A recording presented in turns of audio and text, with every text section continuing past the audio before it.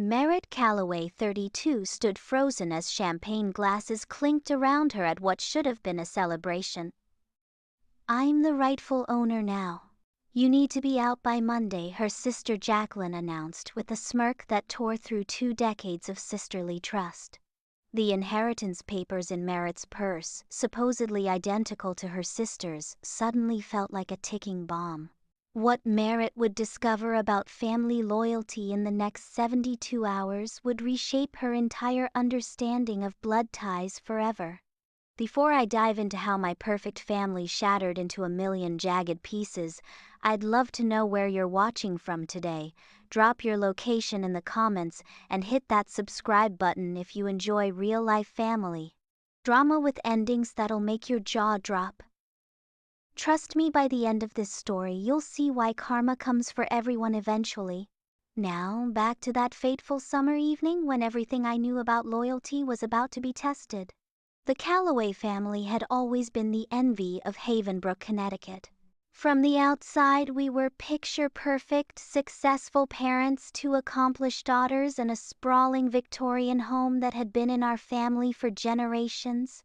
My father, Richard Calloway, built his law practice from nothing, while my mother, Eleanor, maintained her status as the town's most influential charity organizer.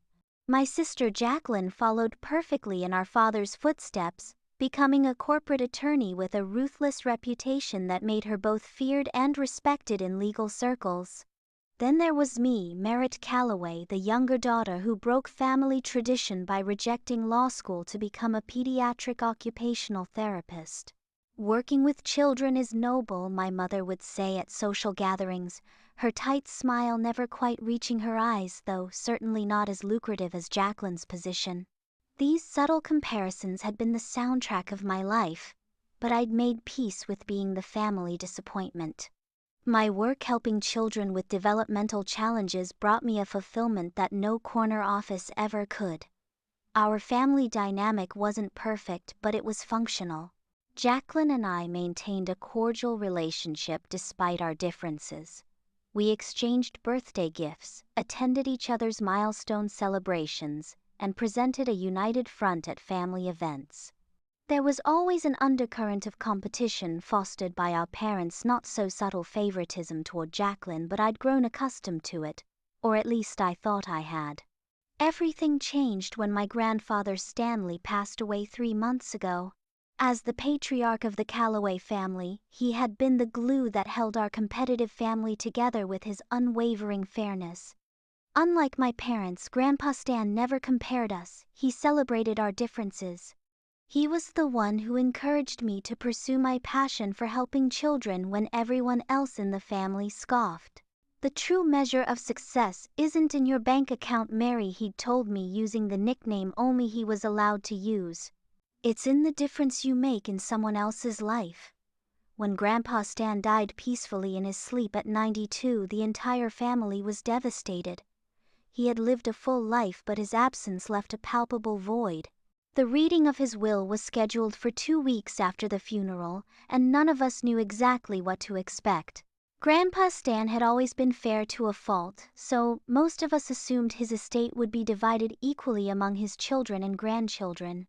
The day of the will reading, the family gathered in the oak-paneled conference room of my father's law firm. My father's partner and Grandpa's longtime friend Harold Winters conducted the reading with solemn professionalism. Most of the estate was indeed divided as expected.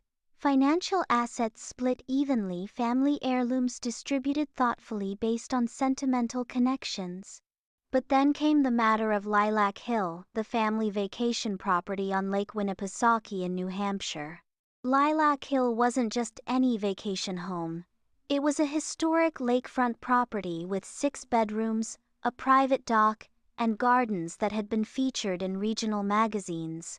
It was where all of us cousins had spent our summers growing up, learning to swim, having bonfires, experiencing first loves. It was priceless in terms of family memories, but its market value was well over $2 million. Regarding the property known as Lilac Hill, Harold read, adjusting his reading glasses. I leave this jointly to my granddaughters Jacqueline and Merritt Calloway with the stipulation that they must come to a mutual agreement on its use or sale within 1 year of my passing.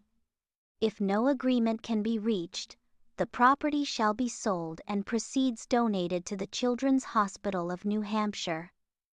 The room fell silent. My father cleared his throat uncomfortably while my mother pursed her lips. I glanced at Jacqueline, who maintained her poker face, though I noticed her knuckles whitening as she gripped her leather portfolio. After the reading, Jacqueline approached me in the hallway. "We should discuss Lilac Hill soon," she said, her tone businesslike. "I have some ideas about how we could proceed."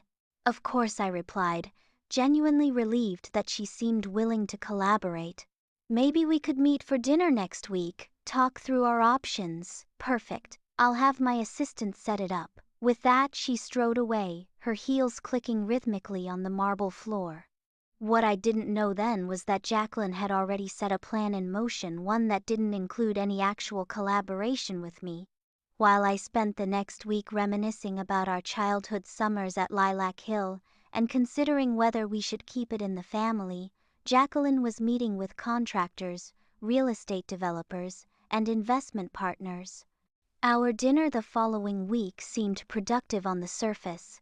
Jacqueline suggested we keep the property and rent it out during the weeks we weren't using it ourselves. I was pleasantly surprised by her willingness to maintain Lilac Hill as a family gathering place rather than immediately selling it for profit. We even toasted to honoring Grandpa Stan's memory with expensive champagne that she insisted on ordering. "To new beginnings," she said, clinking her glass against mine. "And to finally being equals." I should have recognized the hollow ring in her voice, the calculated gleam in her eye. But I wanted so badly to believe that Grandpa Stan's final wish had bridged the gap between us, that through this shared inheritance Jacqueline was finally seeing me as a partner rather than a subordinate. For the next 2 months, Jacqueline kept me updated on what she called our renovation plans for Lilac Hill. She sent occasional emails with design concepts and rental projections, always apologizing for handling most of the legwork but explaining that her connections in real estate made her better positioned to manage the logistics.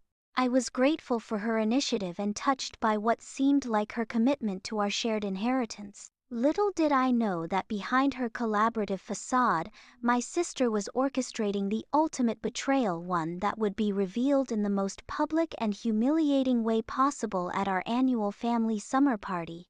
The annual Callaway Summer Gathering had been a family tradition for as long as I could remember. Each year, relatives from across the country would converge on our parents' estate for a weekend of catching up, reminiscing, and maintaining the carefully crafted image of family harmony that my mother held so dear. This year's event was particularly significant, as it was the first without Grandpa Stan, and my mother had planned a special remembrance ceremony to honor his memory. I arrived early to help with preparations, arranging framed photos of Grandpa throughout the garden and assisting the caterers with the setup. My mother fluttered about in a linen dress, micromanaging every detail, while my father held court with his brothers on the terrace, tumbler of scotch already in hand by noon. "Merritt, darling," my mother called, waving me over to the bar area. "Have you heard from your sister? She promised to bring those special champagne flutes from the city, but she's cutting it rather close." "I'm sure she'll be here soon, Mom," I assured her, though I had to admit it was unusual for Jacqueline to be anything but punctual. When Jacqueline finally arrived 2 hours later, she wasn't alone. She was accompanied by a man I recognized as Martin Whitfield, one of the top real estate attorneys in Connecticut, and another woman I didn't know, but who carried herself with the unmistakable confidence of someone who makes things happen in boardrooms. "Sorry we're late," Jacqueline announced, air kissing our mother's cheeks. "We had some important paperwork to finalize." She introduced her companions to the family members gathered around. "Martin, you all know, and this is Diane Lowell, my new business partner." Business partner? This was the first I'd heard of any business partnership related to Lilac Hill. A strange uneasiness settled in my stomach as I watched Jacqueline work the room, champagne glass in hand, whispering and laughing with various relatives, while occasionally glancing in my direction. During dinner, my cousin Adam proposed a toast to Grandpa Stan's memory, prompting nostalgic stories about summers at Lilac Hill. My Uncle James reminisced about teaching all of us kids to sail on the lake, while my Aunt Patricia recalled the legendary 4th of July parties that brought the entire community together. "It's such a special place," I added, genuinely moved by the memories. "Jacqueline and I are committed to keeping it in the family and preserving those traditions." A strange silence fell over the table. My father suddenly became very interested in his plate, while my mother nervously adjusted her pearl necklace. Across from me, Jacqueline's lips curved into what I can only describe as a predatory smile. "Actually," she said, setting down her fork with deliberate precision, "I have an announcement about Lilac Hill that I've been waiting for the right moment to share." All eyes turned to her as she reached into her designer handbag and pulled out a folder embossed with her law firm's logo. "As most of you know, Grandpa Stan left Lilac Hill to Merritt and me jointly," she began, her voice carrying the practiced cadence of a courtroom presentation. "What you don't know is that 2 weeks ago I legally acquired Merritt's half of the property." The words hit me like a physical blow. "What are you talking about?" I demanded, my voice cracking. "I never sold you my share." Jacqueline's smile never faltered as she opened the folder and slid a document across the table toward me. "Actually, you did. Right here, your signature on the transfer deed, witnessed and notarized." I snatched up the paper, my hands trembling as I scanned the legal jargon. There at the bottom was indeed my signature, or what appeared to be my signature, transferring my ownership rights to Jacqueline for a sum of $100,000. A check I had never seen, much less cashed. "This isn't possible," I whispered, looking up at her in disbelief. "I never signed this. I never received any money." "The funds were wired to your account last month," she countered smoothly. "The same day we met at Rosario's for lunch to discuss the property updates." She turned to the table. "Merritt expressed concerns about the financial responsibilities of co-ownership, so I offered to buy her out." She seemed quite relieved, actually. My mind raced back to that lunch. Jacqueline had indeed asked me to sign some documents related to Lilac Hill, what she had described as standard paperwork for the renovation permits and rental management agreement we had discussed. I had trusted her completely, signing where she indicated without reading every page. After all, she was not only my sister but a respected attorney. Why would I have suspected anything underhanded? "You tricked me," I said, my voice rising as the full extent of her betrayal dawned on me. "You deliberately misrepresented what I was signing." "I did no such thing," Jacqueline replied coldly. "It's not my fault if you don't read legal documents before signing them. Perhaps if you had followed the family tradition of studying law, you wouldn't be in this position." The table had gone deathly quiet. My father cleared his throat uncomfortably, but said nothing in my defense. My mother looked on the verge of tears, more concerned about the scene we were creating than the fact that her eldest daughter had just defrauded her youngest. "But why?" I asked, fighting back tears of shock and humiliation. "Why would you do this?" Jacqueline's mask of professionalism slipped for just a moment, revealing the resentment that had apparently been simmering beneath the surface for years. "Because Grandpa should have left it to me alone. I was always his favorite, everyone knows that. But he had this misguided notion of fairness in his old age." She gestured dismissively. "Besides, I have actual plans for the property. Plans that will make it worth 10 times its current value." "What plans?" I asked, dreading the answer. That's when Diane Lowell, Jacqueline's supposed business partner, stepped in. "We're developing the property into luxury condominiums," she explained, with practiced enthusiasm, "lakefront living with all the amenities. We've already secured the permits and financing. Construction begins next month." "You're destroying Lilac Hill." My cousin Adam looked as shocked as I felt. But that house has been in our family for generations. We're not destroying it, Jacqueline corrected sharply. We're maximizing its potential. The main house will be converted into the clubhouse and spa. It's a brilliant investment opportunity. I felt physically ill as I realized that all those renovation plans she had been sharing with me were actually the early stages of this development scheme. She had been using our supposed collaboration as a cover while she laid the groundwork to completely transform our family legacy into a commercial venture. And now Jacqueline continued, turning back to me with unmistakable triumph in her eyes as the sole owner of Lilac Hill. I'm announcing the official launch of the Lilac Hill Luxury Residences at next month's Country Club Gala. You're all invited, of course. She raised her glass in a mock toast. To new beginnings. Then, as if twisting the knife wasn't enough, she added with chilling finality, "Oh, and Merritt, those personal items you left at the house, I'm having them boxed up. You should know I'm the owner of that house now. Get out and stay out." I fled the party in tears, ignoring my mother's pleas to not make a scene, and my father's awkward attempt to mediate. The betrayal was too raw, too complete to process in that moment. I spent the night alternating between sobbing and seething with rage, in my apartment surrounded by photo albums filled with memories of summers at Lilac Hill, memories that Jacqueline was preparing to bulldoze for profit. The next morning I called in sick to work and began methodically reviewing my financial records. Sure enough, there was a wire transfer for $100,000 deposited into my account the previous month, the day after our lunch at Rosario's. A transaction I had somehow completely missed, likely because it had been immediately followed by a withdrawal of the same amount to an unfamiliar account. Someone had accessed my online banking, and it wasn't hard to guess who. Jacqueline had always prided herself on knowing everything about everyone in the family, including banking details in case of emergencies. My next call was to Marcus Chen, a college friend who had become a forensic accountant specializing in fraud cases. I explained the situation, my voice still shaking with a combination of hurt and fury. "This is serious, Merritt," Marcus said after I finished my account of the previous night's events. "What you're describing isn't just unethical, it's criminal. Forgery, fraud, identity theft, unauthorized access to financial accounts.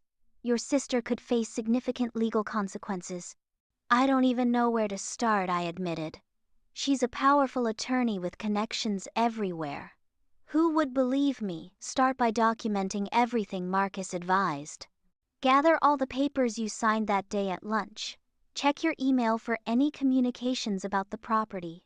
Pull your bank statements. And get a handwriting expert to analyze that signature." Over the next week, I followed Marcus's advice, meticulously building a case. I retrieved security camera footage from Rosario's showing Jacqueline sliding multiple documents toward me, far more than the renovation paperwork she had described. I obtained copies of my bank statements showing the suspicious deposit and immediate withdrawal. I even found the notary whose stamp appeared on the transfer deed, a junior paralegal at Jacqueline's firm, who when pressed admitted she had never actually witnessed me signing the document, but had notarized it at Jacqueline's instruction, assuming it was routine paperwork. Most damning of all, I discovered that the $100,000 that had briefly appeared in my account had been transferred to an offshore shell company that, with Marcus's help, we traced back to a network of entities controlled by none other than Jacqueline herself. She hadn't even actually paid me for my half of a $2 million property. She had simply created the illusion of payment. Throughout this investigation, my phone buzzed constantly with messages from family members. Some expressed sympathy but suggested I work things out privately for the family's sake. Others criticized me for not reading the documents before signing them. My parents remained conspicuously silent, apart from one brief text from my mother asking me to consider the family reputation before taking any drastic measures.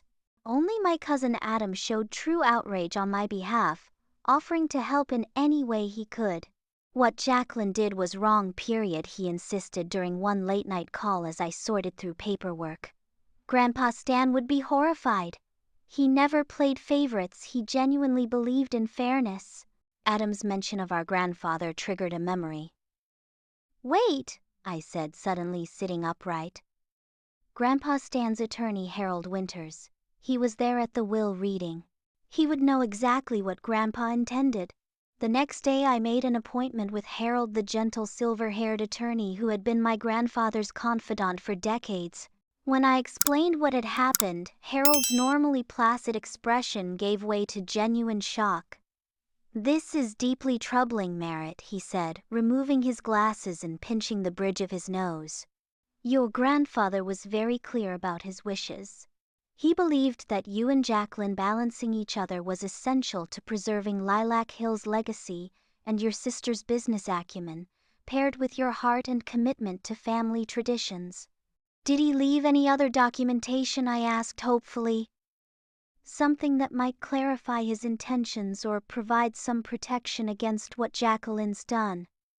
Harold hesitated, then opened his desk drawer. "There is one thing," he said, retrieving a sealed envelope. "Stanley left this with instructions to open it only if there was a significant dispute between you and your sister regarding Lilac Hill. I believe this qualifies." With trembling fingers I opened the envelope. Inside was a letter written in my grandfather's distinctive handwriting along with a USB drive. "My dear granddaughters," the letter began, "if Harold has given you this letter, then my worst fears have been realized. I have always known that the competitive spirit fostered between you could one day turn destructive. While I hoped that joint ownership of Lilac Hill would encourage cooperation, I was not naive about human nature, particularly the nature that runs in our family." The letter continued, explaining that my grandfather had anticipated potential conflicts and had taken measures to ensure his wishes would ultimately be respected. The USB drive contained audio recordings of private conversations with his attorney, explicitly outlining his intentions for Lilac Hill, along with a video message for each of us. "There's something else you should know," Harold said quietly. "Your grandfather added a secret codicil to his will, one that even your father doesn't know about. It stipulates that if either you or Jacqueline attempts to defraud the other regarding Lilac Hill, the entirety of the property automatically transfers to the wronged party." It was his way of ensuring that fairness would prevail even beyond his lifetime. For the first time since the disastrous family party, I felt a glimmer of hope. "So legally, Harold confirmed, based on what you've shown me, Lilac Hill belongs solely to you now, not Jacqueline. The transfer deed she created is not just unenforceable, it actually triggers the codicil that gives you complete ownership." As I drove home from Harold's office, clutching the envelope containing the proof of my grandfather's foresight, I realized I had a decision to make. I could immediately assert my legal rights and take Lilac Hill back from Jacqueline, potentially destroying our family in the process. Or I could find another way to right this wrong, a way that would honor Grandpa Stan's true legacy of fairness and family unity while still ensuring justice was served. 2 weeks after discovering the secret codicil, I still hadn't confronted Jacqueline or revealed my knowledge to anyone except Marcus and Harold. Instead, I was meticulously crafting a plan, one that would not only restore what was rightfully mine, but would force Jacqueline to face the consequences of her actions in the most fitting way possible. "The key is letting her believe she's won," I explained to Marcus as we sat in my kitchen, spreadsheets and legal documents covering every surface. "If I confront her directly, or try to enforce the codicil immediately, she'll use every legal maneuver possible to drag this out for years. Not to mention what it would do to your family," Marcus added, refilling his coffee cup. "From what you've told me, they'd probably still take her side just to avoid the scandal." He was right. Despite the clear evidence of Jacqueline's fraud, my parents remained firmly in her corner. Just yesterday my father had called to suggest I be realistic about my options. "Jacqueline has invested considerable resources in this development project, Merritt," he'd said with the patronizing tone he reserved for what he considered my naive idealism. The responsible thing would be to accept what's happened and move forward. Perhaps she could offer you one of the condominiums at a reduced rate. The suggestion was so insulting that I'd hung up without responding. It only strengthened my resolve to see my plan through. The first step was gathering intelligence. Adam, who worked in marketing for a major real estate firm, agreed to attend an investors' meeting for the Lilac Hill luxury residences under the guise of representing potential overseas buyers. He returned with a comprehensive information packet complete with architectural renderings, financial projections, and most importantly, a list of investors and contractors. "She's got some serious players involved," Adam reported, spreading the glossy brochures across my dining table. "Martin Whitfield is the legal face, of course. Diane Lowell is handling the development side. And look at this, Preston Holdings is the primary financial backer." I froze at the mention of Preston Holdings. "Are you sure?" Adam pointed to the name listed prominently in the investment prospectus. "Apparently they're putting up 60% of the capital." "Why is that significant?" It was more than significant, it was the key to everything.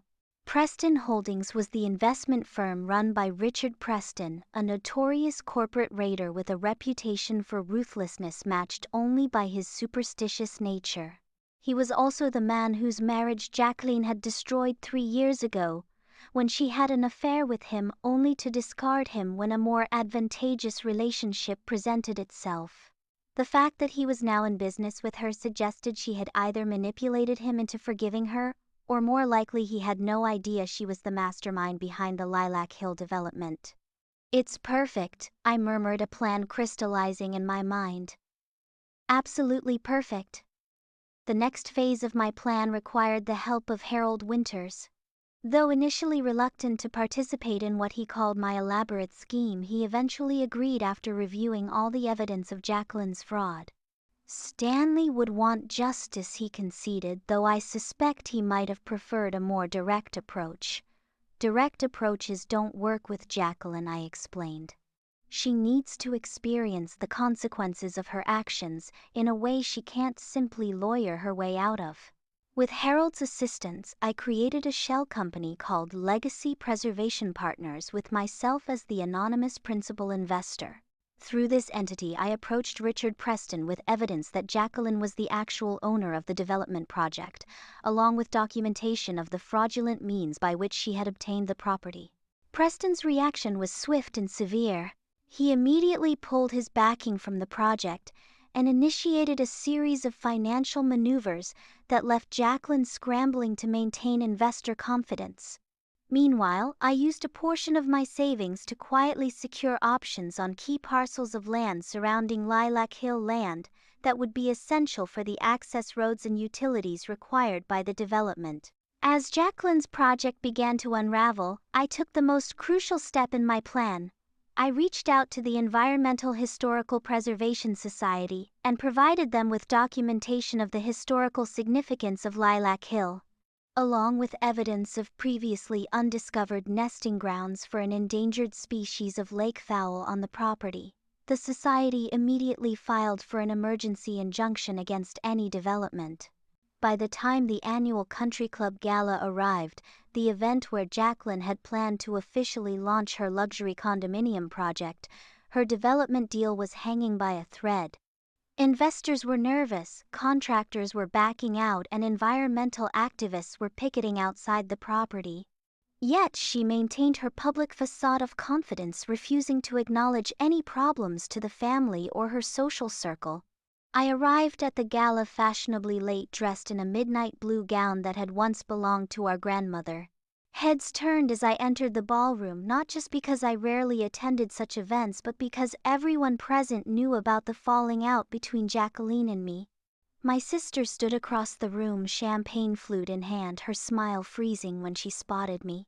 "What are you doing here?" she hissed as I approached, maintaining her social smile even as her eyes flashed with anger. "I was invited," I replied calmly, accepting a glass of champagne from a passing waiter. "By Preston Holdings, actually. Apparently they're quite interested in my perspective on Lilac Hill."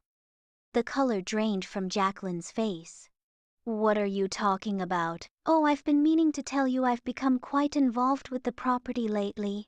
Did you know that the land surrounding Lilac Hill has been in conservation disputes for years? Fascinating legal situation. Before she could respond, Martin Whitfield appeared at her elbow, his expression grave.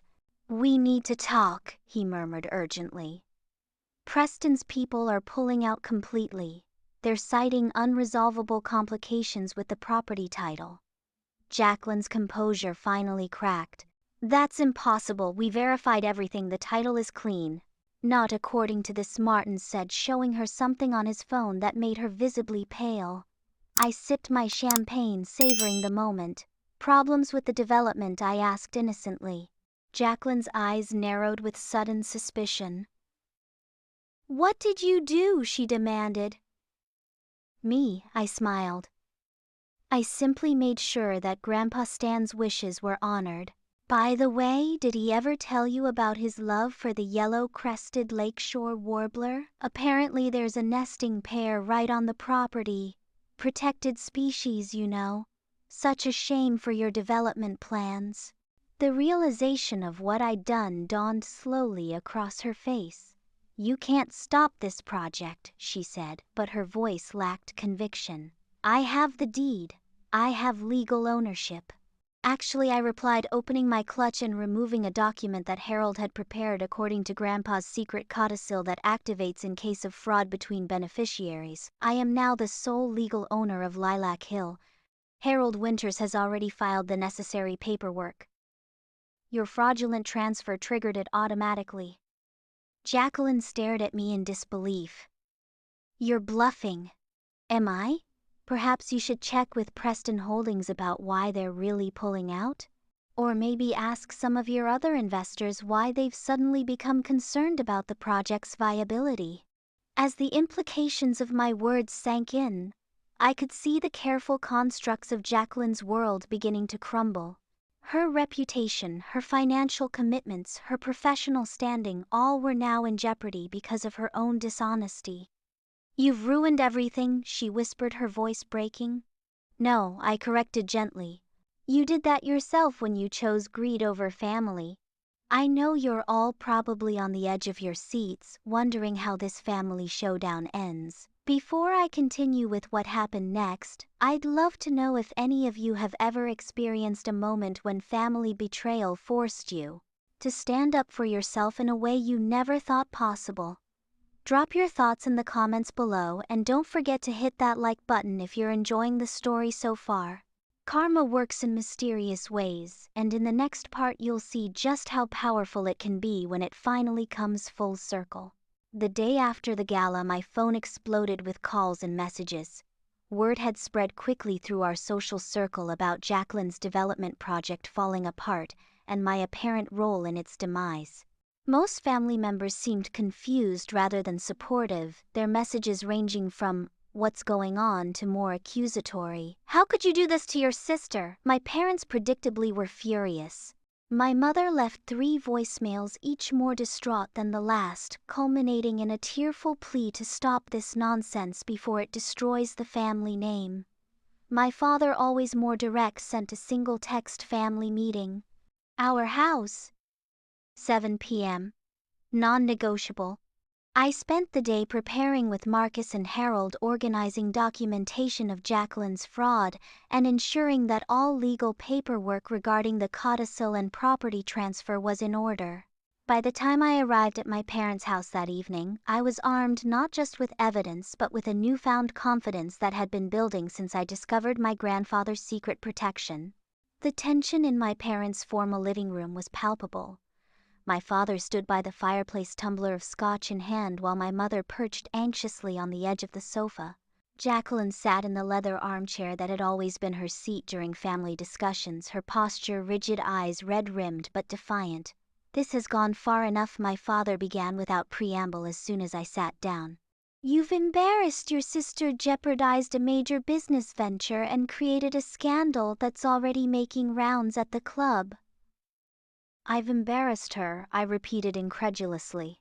Dad, she forged my signature, fraudulently transferred property that was half mine, and then publicly humiliated me at our family gathering.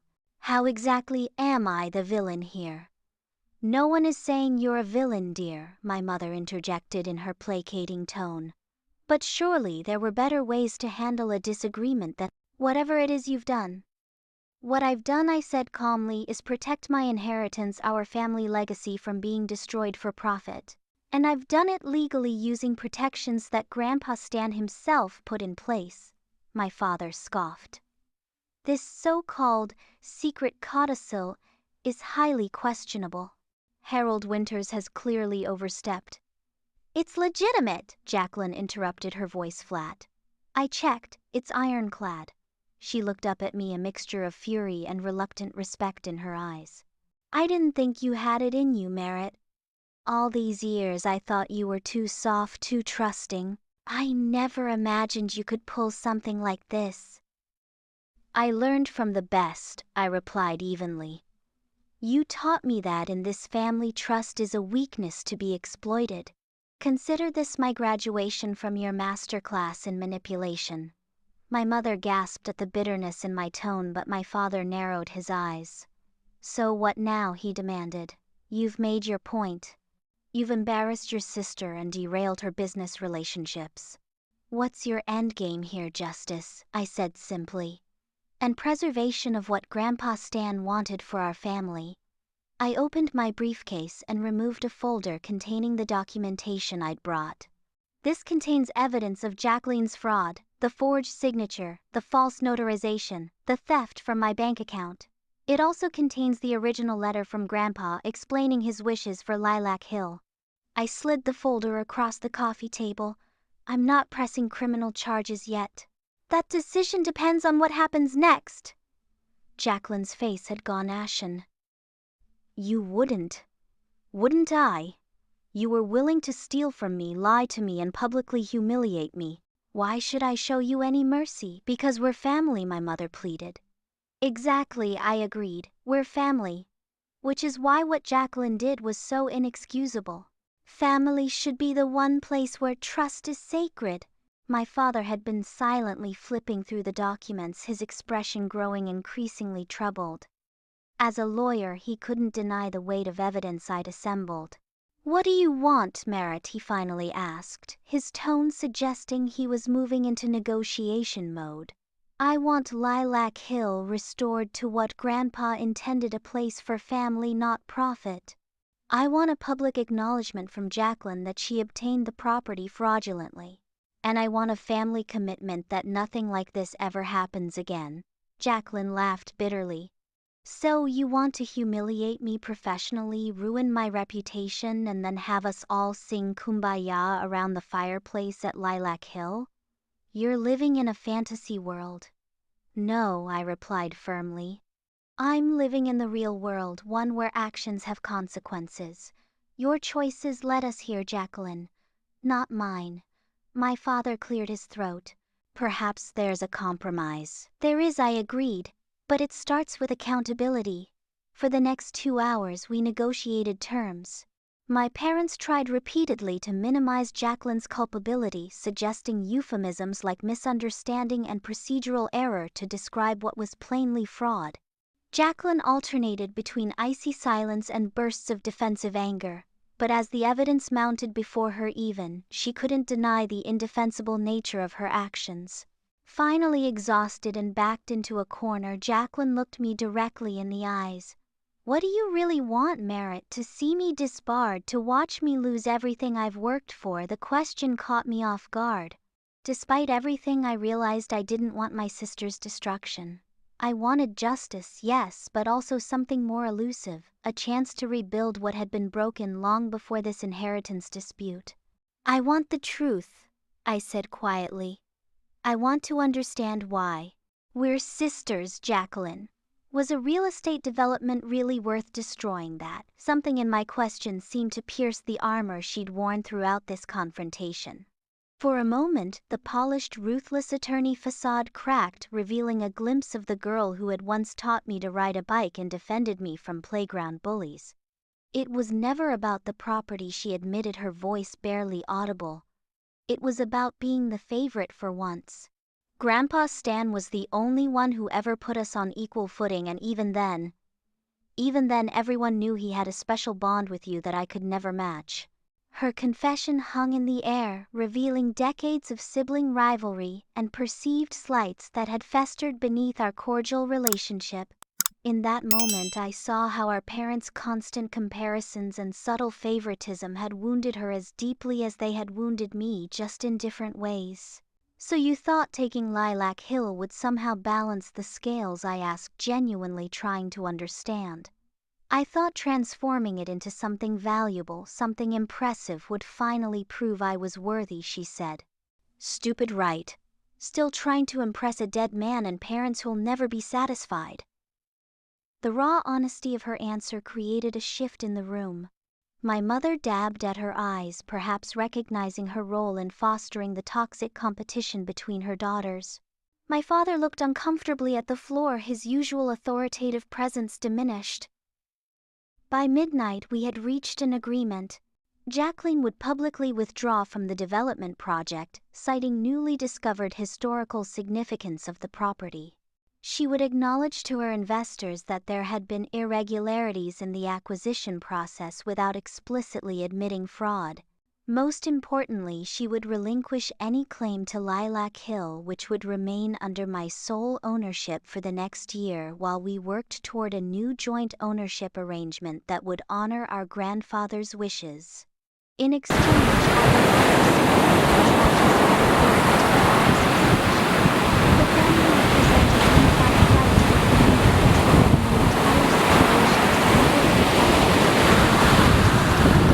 It wasn't perfect justice, but it was a start toward freedom. As we finalized the details, I realized that the true victory wasn't in defeating Jacqueline's scheme, but in finally bringing decades of unspoken resentment and competition into the light where it could be addressed. The weeks following our family confrontation were challenging. Jacqueline faced significant professional fallout as she disentangled herself from the development project. Several investors threatened lawsuits, though Richard Preston, perhaps enjoying his role in Jacqueline's comeuppance, helped negotiate settlements that minimized the damage.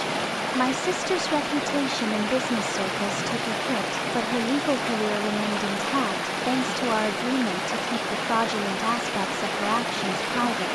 My own life underwent dramatic changes as well. I took a temporary leave of absence from my therapy practice to focus on Lilac Hill. The property needed attention after months of neglect while Jacqueline's development plans had been in motion. With Adam's help, I began the process of restoring the gardens and addressing maintenance issues that had been deferred. Harold Winters proved invaluable during this transition, helping me establish a trust for Lilac Hill that would ensure its preservation regardless of future family dynamics.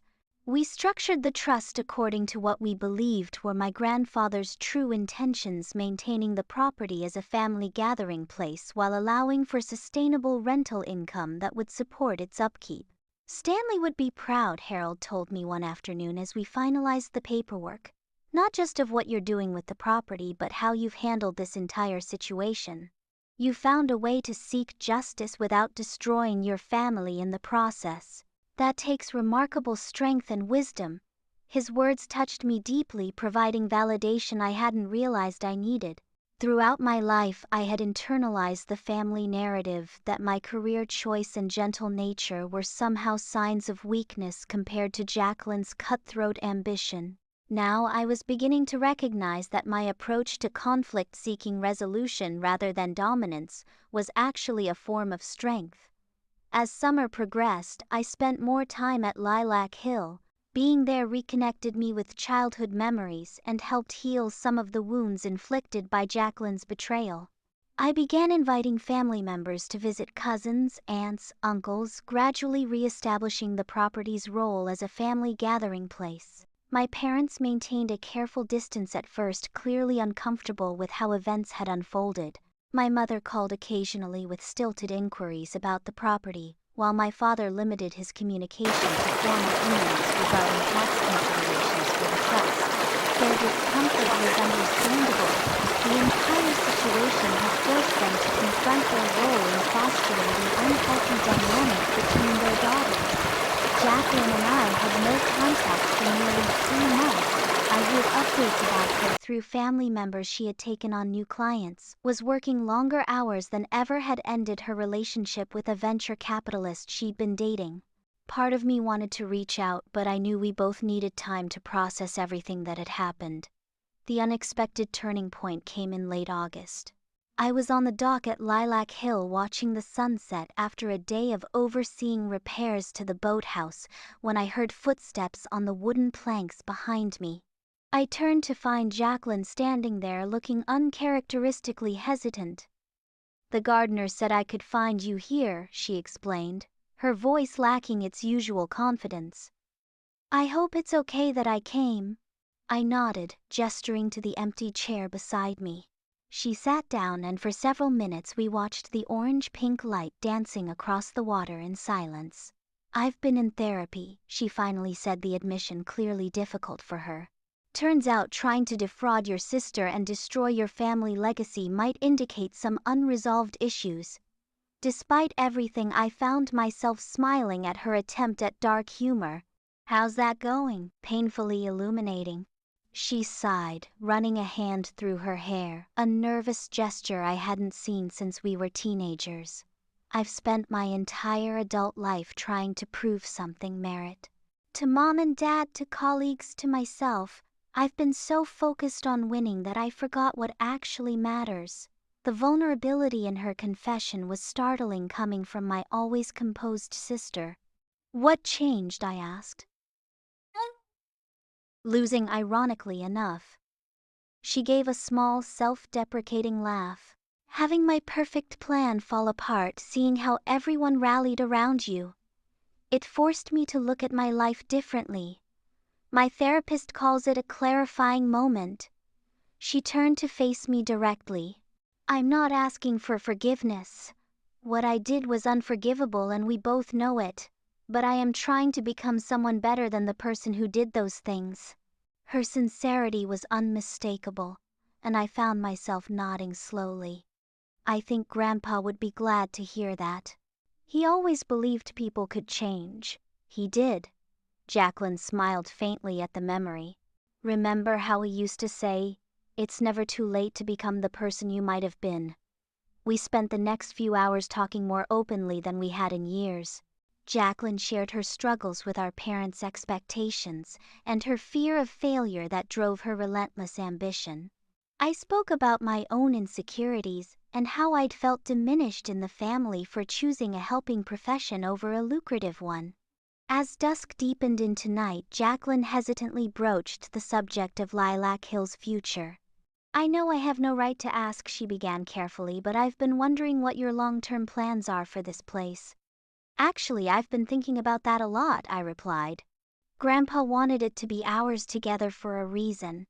He valued both our strengths, your business sense, and my heart for tradition. Maybe in time, once trust is rebuilt, we could find a way to honor that vision." The surprise and hope that flickered across her face told me it was the last thing she had expected to hear. "You'd consider that, after everything?" "Not immediately," I clarified. "Trust has to be earned back." "But yes, eventually. Family was everything to Grandpa Stan, and despite everything, you're still my sister." That conversation marked the beginning of a slow, sometimes difficult reconciliation process.